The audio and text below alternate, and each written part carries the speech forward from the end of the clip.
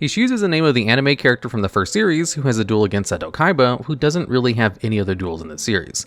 The cards she uses are all vanilla monsters with no effects, and Konami basically printed every single card that appears in her deck into the actual game, albeit with changed effects. In order to go over all the cards in this video, I think we should first recap the duel real quick, because it'll make a lot of sense why they created some future support cards for the Ishizu cards, which is the unofficial name for this series of cards that we're going to be going over in this video. Ishizu starts off the duel with the drag down to the grave, summons Keldo, which promptly gets destroyed, uses Swords of Revealing Light to stall for 3 turns, sets Exchange of the Spirit, then Kaiba destroys her deck with both Crush Card Virus and Virus Cannon, which are both much stronger than the animated version and the real life versions, which basically gets rid of all of her monsters with more than 1500 attack and 10 spells from her deck. Then, after her deck is destroyed, she uses Exchange of the Spirit, which swaps both players' graveyards with their deck, giving Kaiba only 6 cards left.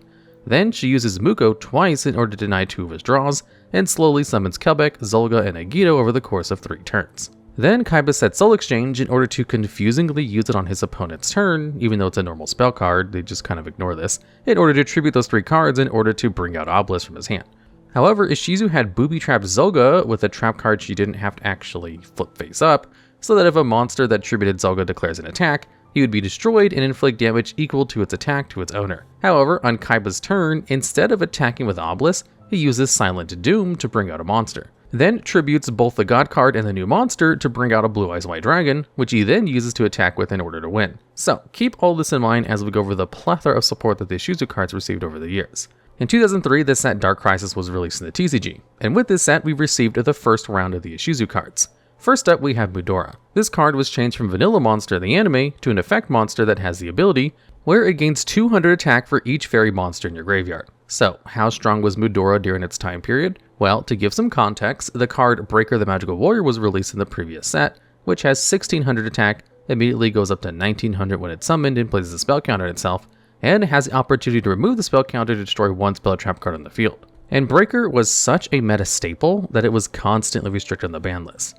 So Mudora doesn't really stack up to Breaker on its own, and would need at least 3 fairies in the grave just to beat over Breaker the Magical Warrior's default mode. And fairy-type monsters were not really known for putting a whole bunch of cards in the graveyard outside of Shining Angel at this time period. So it's safe to say Mudora never saw any competitive play. Next up we have Keldo. This card was upgraded from vanilla in the anime to have a floating effect, where if it's destroyed by battle, you can shuffle 2 cards in your opponent's graveyard back into their deck. I have to assume this effect was given to it, seeing as it was the only card actually destroyed by battle during the duel, and of course the theme of shuffling the graveyard back into the deck was kind of Ishizu's thing. Yugioh is a level 4 Earth Fairy monster with 1500 attack, which was given the effect that if it's destroyed by battle, you can roll a 6-sided die. Then you can special summon a fairy monster from your grave who has a level equal to the dice result, or level 6 or higher if you rolled a 6. Kelbeck is also a level 4 Earth Fairy with 1500 attack, but has 1800 defense, the highest of all the Ishizu monsters, and has the ability where if it's attacked by a monster, it returns that monster to the hand after damage calculation. And finally, we have Zolga, another level 4 Earth Fairy, this time with 1700 attack, which is actually decent, and it has the effect that if it's tributed for a tribute summon, you gain 2000 life points. Out of the 5 level 4 Earth Fairy monsters that make up the Ishizu monsters, not a single one of them saw any kind of competitive play. They were all kind of a little bit too low statted for the time period that they came out, back when their stats really mattered in level 4 monsters. And also, all of their effects were just kind of bad. Fairies did not have enough support to make Mudora have a high enough attack power. Keldo's effect to return cards from the graveyard was just too slow because it needed to be destroyed by battle, even if it was technically useful. Yugioh's effect was basically a joke for how bad it was, and only Kelbeck and Zolga had halfway decent effects. Being able to bounce a monster that attacks Kelbeck is decent, as this was an effect tied to Wall of Illusion, which did see competitive play, and had basically the same effect. However, Wall of Illusion had 50 more defense, which was really a world of difference from 1800, because that was kind of the threshold on a decently statted monster. To put that into perspective, if Kelbeck simply had 1900 defense instead of 1800, it probably would have seen competitive play. But since it was only 1800, it was just not good enough, because it would be destroyed by pretty much anything decent. And with Zolga, while tributes were used at the time, generally the best cards to tribute were ones that special summon themselves in some way, which Zolga did not. Also, getting life points was just not a good effect even in early Yu-Gi-Oh! So if you went through the effort to try to tribute summon using Zolga, there wasn't really a payoff for it. One has to wonder why they gave the Ishizu cards such mediocre effects, when they might have actually been better if they were just left as normal monsters, because then they at least would benefit from normal monster support. These cards were just beyond awful. They didn't work together in any cohesive way, and didn't even really have support, since Earth Fairies were just kind of not a thing, as most support for fairy monsters was generally tied to the light attribute. However, the spells and traps are a little bit different, as some of them did see competitive play. Also in Dark Crisis, alongside the Ishizu monsters, were the Ishizu spells and traps, which also did not share a theme because the archetypes didn't really exist back then. In fact, the pack that included the Ishizu monsters included one of the very first archetypes in the game, that being the Archfiends. First up, we have Cestus of Dagla. This is an equip spell which can only be equipped to a fairy, which gives it 500 attack. In addition, if it deals any damage to your opponent, you gain life points equal to the damage inflicted. One has to wonder why they have so many life point gain cards in an archetype dedicated to a character who only wanted to deal burn damage. Drag Down to the Grave was also released at this time, but was heavily nerfed from its anime counterpart. What it does is allow both players to reveal their hands, then each player chooses one card from their opponent's hand in order to send to the graveyard. Then both players draw one card.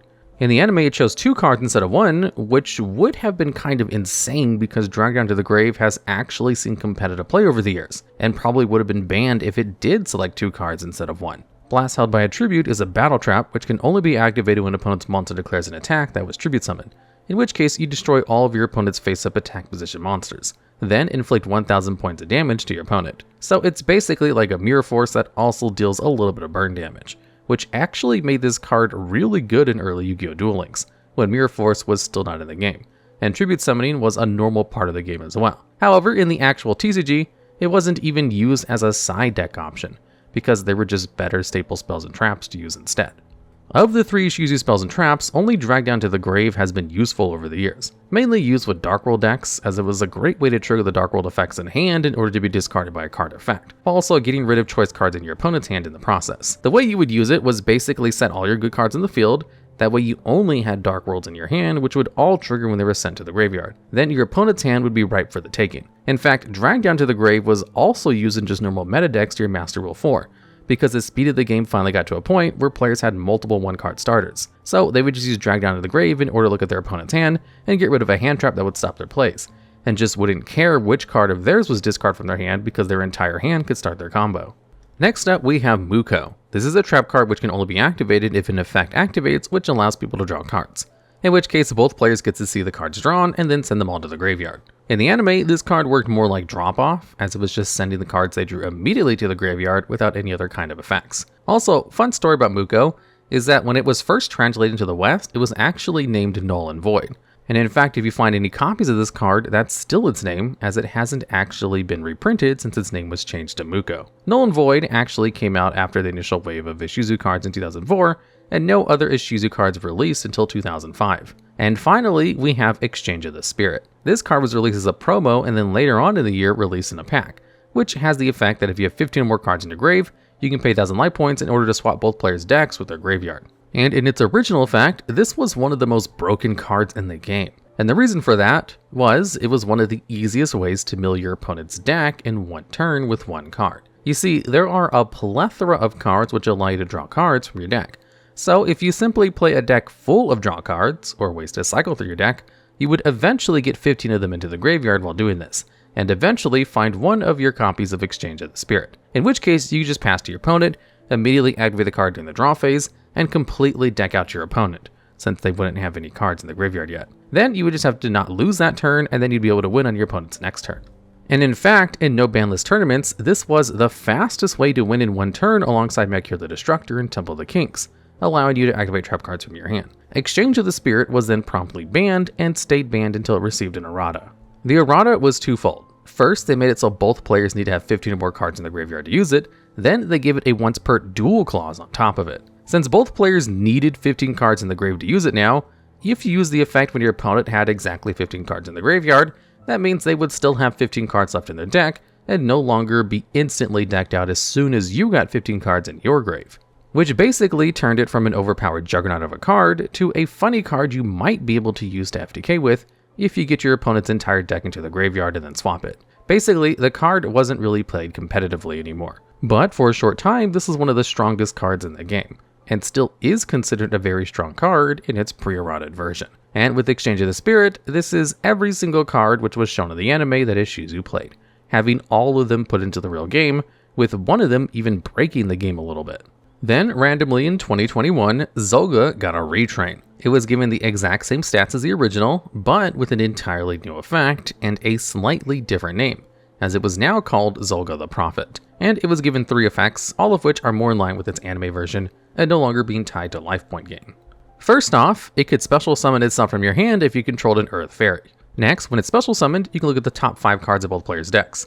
And finally, if this card was used as a tribute for a monster, and that tribute summon monster declares an attack, you can banish this card from your graveyard to destroy that monster and deal 2,000 points of damage to your opponent. So, first of all, they finally fixed the part of this card that made it bad in the real game. In that, it was a monster with an effect tied to being tributed for a tribute summon, but could not special summon itself. Also, it finally dealt damage to your opponent, which is more in line with the anime version of the card, but only deals 2,000 points of damage instead of the full attack of the monster, to, I guess, pay tribute to its old version of the card, which gained you 2,000 life points. And finally, it lets you look at the top 5 cards of your opponent's deck, which is just a nod to the anime and how Ishizu always knew which cards were being drawn because of her ability to see into the future. And since you could see the top 5 cards of your opponent's deck, you now knew exactly the next 5 cards they would draw. Now, when Zulga the Prophet was released, people were kind of perplexed as to why they only retrained one of the 5 Ishizu monsters, because it seemed kind of random. Well, don't worry, they were just cooking in the oven a little bit, as they definitely would be retrained as well really soon.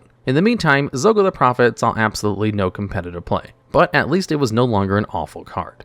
Later in 2021, they released a whole bunch of God card support, including the card Soul Crossing. This is a quick play spell card which allows you to tribute 3 monsters in both players' fields in order to summon a God card from your hand. And in the artwork, you can see Kelbeck, Agito, and Zulga, as they were the 3 cards used by Kaiba in order to summon out Opposite Tormentor. However, they finally created a card that allows you to do what he did in the anime. As in the anime, he just used Soul Exchange during his opponent's turn, which doesn't work that way. It also only allows you to use 1 monster to tribute and not 3. Then, at the tail end of 2022, Konami finally released a brand new set of Ishizu cards, basically retraining the rest of them, and made them just a tiny bit better than Zulga. First up, we have Mudora the Sword Oracle. It has the same stats as the original, and none of its original effects. All of these new retrained Ishizu monsters have 2 effects, with 2 parts to each of those effects. The first one of Mudora is that you can discard 1 Earth Fairy from your hand in order to special summon it from your hand. Then, place the card Gravekeeper's Trap directly from your deck into the field face up. Its second effect can be used while it's on the field or in the graveyard. Where at quick effect speed, it can banish itself in order to target up to 3 cards in both players' graveyards and shuffle them back into the deck. Or if you have the trap card Exchange of the Spirit on your field or in the grave, you can instead shuffle back 5 cards. The card that starts out, Gravekeeper's Trap, has the effect where you can discard a card from your hand in order to add an Earth Fairy or Gravekeeper monster from your deck to your hand. When your opponent draws a card, you can declare a name, and if you declare the correct card they drew, it's sent to the graveyard. And finally, if you have Exchange of the Spirit in the grave, it turns into a floodgate, where your opponent can't activate card effects in the graveyard or special summon from the grave. Next up, we have Keldo the Sacred Protector.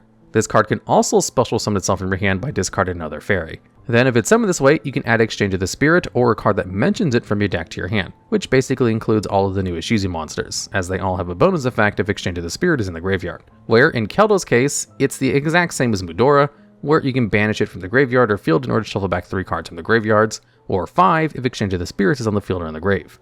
Agito became Agito the Ancient Sentinel. Its special summon effect is triggered if a card is sent from the hand or deck to your opponent's graveyard, in which case you can special summon this card from your hand, then you can special summon a level 4 Earth Fairy monster from your grave. This effect pays tribute to the original Agito card, which could also special summon a fairy from the graveyard, just on a much worse effect. And also, Keldo was the card that originally shuffled cards in the graveyard back into the deck. They just kind of tacked that ability onto Mudora for some reason. Anyways, Agito also has the effect where if this card is sent from your hand or deck to the graveyard in any way, you can send the top 5 cards of both players' decks to the graveyard. With its bonus effect being, if Exchange of the Spirit is in the grave, you can send 5 more cards from the top of either player's deck to the grave. Lastly, we have Kelbeck, which becomes Kelbeck the Ancient Vanguard. This card is modeled like the Agito retrain, where it special summons itself from the hand on a trigger, and also mills cards when it's sent to the graveyard. In this case, it triggers exactly the same as Agito, where if a card is sent from the hand or deck to your opponent's graveyard, you can special summon this card from your hand, but only if your opponent controls a special summoned monster, which you have to bounce back to their hand. Obviously referencing its original effect, where it could bounce monsters to the hand that attacked it, which actually turned Kelbeck into a legitimate hand trap which could also just be played outside of its archetype. Additionally, if this card is sent to the graveyard from your hand or deck, you can send the top 5 cards of both players' decks to the graveyard, just like a yugioh. However, its bonus effect if Exchange of the Spirits is in the grave is that you can set any trap card from your graveyard to your field. There were also 2 more trap cards released: Exchange of Despair and Hope, and Blast Held by Destiny. Blast Held by Destiny is a battle trap where if a monster declares an attack, you get to destroy your opponent's highest attack monster, then both players take damage equal to that monster's attack. Or if you have Exchange of Despair in the grave, only your opponent takes the damage. Additionally, if this card is sent from your hand or deck to the graveyard in any way, you get to add a level 4 Earth Fairy monster from your graveyard to your hand, which means all of your Ishizu monsters. Blast Held by Destiny finally plays proper homage to the anime version of the trap card Ishizu was trying to use, even if it was only played sometimes for its graveyard effect now. Exchange of Despair and Hope is a trap card which can only be activated if you control 3 more Earth Fairy monsters, where you send all monsters on the field to the graveyard. Then basically each player gets to special summon their opponent's monsters to the field that were sent to the graveyard. Then if Exchange of the Spirits is in the grave, you get a bonus effect to also set any trap card directly from your deck to the field, and it can be activated this turn. Now, this new wave of Ishizu monsters were insanely broken, like legitimately some of the strongest cards ever made, and were played in basically every single deck that existed in the time period in which these cards were released. And all 4 of these monsters are restricted on the ban list in some way to this day. And what was really unfortunate was they were released when tier limits were still basically at full power, which is an archetype all about milling cards from the deck to the graveyard in order to go into fusion summons, and was basically one of the strongest archetypes ever made. So when you have one of the most legitimately broken set of 4 monsters combined with one of the most overpowered archetypes that directly benefits from its effects, you have a combination that is easily a tier 0 format, comprised of one of the best stacks that has ever existed, called Ishizu tier limits. In the OCG, they had no ban list tournaments during this time, where you could use any copies of any card that has ever been banned. And the deck that won the event was basically just a normal tier limits Ishizu deck. They didn't even need to use Pot of Greed because they were just so consistent without it. The Ishizu cards don't have this video for being bad, they're in this video for being so incredibly broken that they're more failures from a design standpoint, and that they were just too strong for the game. Even though this series is called Failed Cards and Mechanics and Archetypes, we should probably add designs to that as well, because that's the only place where these cards fail. Now let's talk about why this is. The 4 Ishizu monsters are categorized into the millers and the shufflers. The millers allow you to mill 10 cards every turn if you're able to hit both a yugioh and Kelbeck, and the shufflers allow you to shuffle back 6 cards every turn if you're able to hit Keldo and Mudora, because funny enough, most people did not play Exchange of the Spirit in order to gain their bonus effects. So most of the time it was these numbers that we were dealing with. In the game currently we have a card called Needlebug Nest. This is a trap card which only has the effect to send the top 5 cards of your deck to the graveyard. This card has historically seen competitive play because there are tons of good decks that have good graveyard effects, and this is one of the best ways to put 5 cards from the top of your deck to the graveyard without any other kind of fuss. And this is despite the fact that it's a trap card, which means most people won't play it specifically because of that, as having to wait a turn in order to use a card is just way too slow in modern Yu-Gi-Oh! However, in modern Yu-Gi-Oh! There's a card called Transaction Rollback, which allows you to banish it from the graveyard and pay half your life points to use the effect of a normal trap card in your graveyard as its effect. And currently, tier limits are top in events using the effect to copy Needlebug Nest, because this 2-card specific combo to only mill 5 cards is so good that it's absolutely worth running. And a yugioh and Kelbeck could do this for a 1/4 of the amount of effort.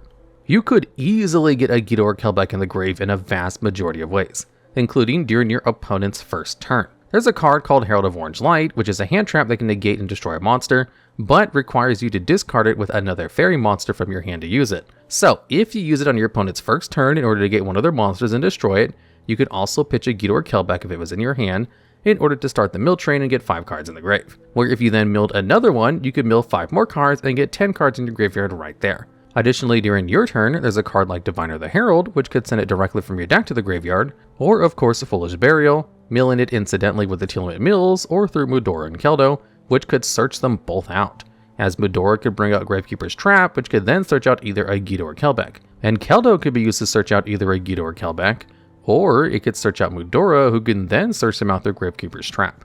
Then, the 2 cards which you used to search out a yugioh and Kelbeck were also ridiculously good.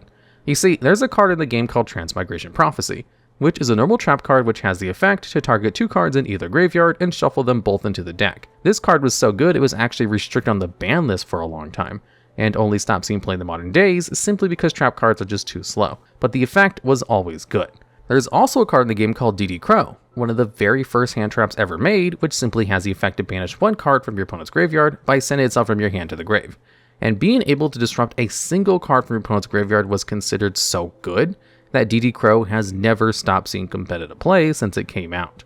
And Mudora and Keldo are both power-crept versions of the Transmigration Prophecy and DD Crow, who also could search out the overpowered millers in the process of getting themselves into the grave, and can also use their effects from the graveyard instead of having to be on the field or in the hand, which means if they're randomly milled through a yugioh or Kelback, they're live. And since they're both quick effects, you can absolutely use them in order to disrupt your opponent's graveyard plays. Mudora and Keldo are so powerful that while Ishizu was at full power, you could not play other decks that relied on the graveyard in almost any way, besides other tier limit Ishizu decks, because Mudora and Keldo completely shut down the graveyard.